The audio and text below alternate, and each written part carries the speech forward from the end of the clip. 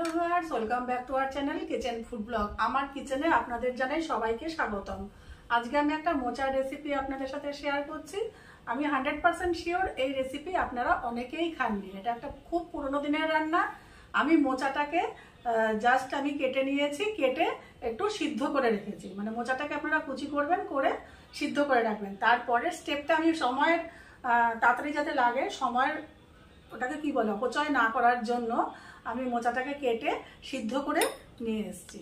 এরপরের স্টেপগুলো আমি আপনাদের সাথে সামনে দেখাবো। চলুন আমি স্টেপ বাই স্টেপ দেখি আমরা কিভাবে করবো এই রান্নাটা। এখন এটা নর্মাল পেস্ট করছি, দিয়ে দিচ্ছি একটু কাঁচা লঙ্কা,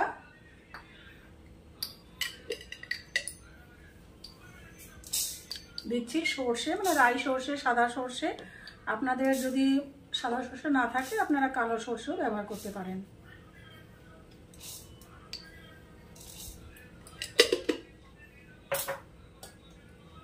দেব লবণ,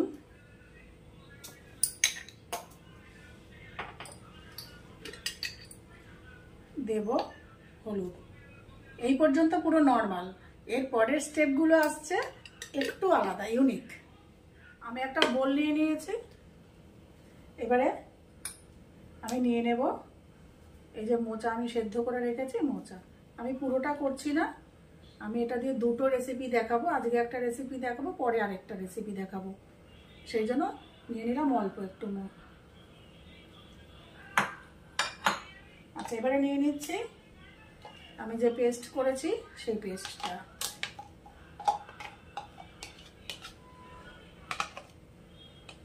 এখানে কিন্তু জলের ব্যবহার করব না।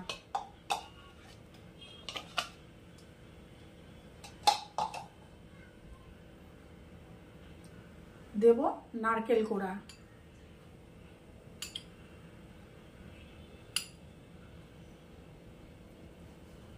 এবারে আমি এর মধ্যে দেব একটু চিনি আর দেব একটু লবণ। এটা পরিমাণ স্বাদ অনুযায়ী দেবেন। আচ্ছা, এবারে দেব একটু সরষের তেল। এবারে হাতের ব্যবহার করতে হবে, কারণ মাখামাখি করতে গেলে একটু হাতের ব্যবহার করতেই হয়।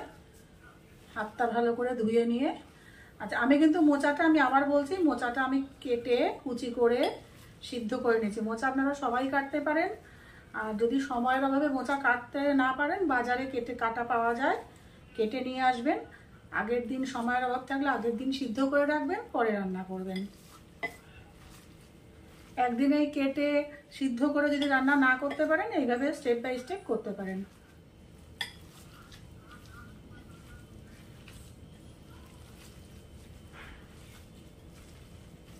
একটু চিপে চিপে এরকম করে ডলে ডলে একটু মেখে নিলাম। ব্যাস, এখানে কিন্তু জলের ব্যবহার একটা ফোঁটাও হবে না। চলে যাচ্ছি পরের স্টেপে।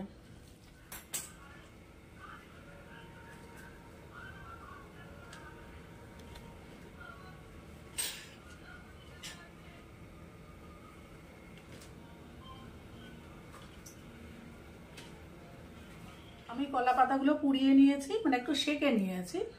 এইবারে কি করব, আপনারা যদি ছোট ছোট পকেট করতে চান করতে পারেন। আমার তাড়াহুড়োর জন্য আমি একটু বেশি করেই করছি। এক একটা পকেটে আমি একটু বেশি করেই দিলাম।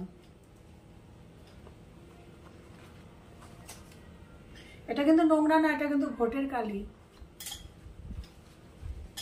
অনেকে ভাবতে পারেন হাতে নোংরা, তা কিন্তু না, ঘটের কালি। আর এই মোচা কেটেছি, সেই মোচার দাগ এই যে। এইবারে এই সুতো তো আপনাদের বাড়িতে সবারই থাকে, এরকম সুতো দিয়ে বেঁধে নেবেন। এটা আর দেখালাম না, আপনারা সবাই পারেন, এরকম করে বেঁধে নেবেন। এবারে এটা ভাজাটা একটা ট্রিক্স আছে, সেই ভাজাটা দেখাচ্ছি। আপনারা শেষ অবধি থাকবেন আমার সাথে। এতক্ষণ থাকার জন্য আপনাদেরকে জানাই অশেষ ধন্যবাদ।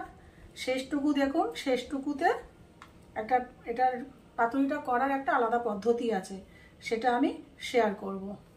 আমি সব কটা পাতুরি এরকম পকেটগুলো তৈরি করে নিয়ে ফিরে আসছি। আমি এখানে জলের ছিটা দিয়ে নিলাম, দিয়ে এগুলো বসিয়ে দিলাম। এটা এরকম হাই ফ্লেমে আমি 2 মিনিট রাখবো। 2 মিনিট পর আমি আবার ফিরে আসছি আপনাদের কাছে। এক পিঠ হয়ে গেছে, আমি আরেক পিঠ দিয়ে দিচ্ছি। এই পাশেও একটু জলের ছিটা দিতে হবে। 2 মিনিট আমি এটাকে হাই ফ্লেমে দেওয়ার পরে আবার একটু জলের ছিটা দেবো, দিয়ে এবার এটাকে আমি লো ফ্লেমে আরও 2-3 মিনিট কুক করবো।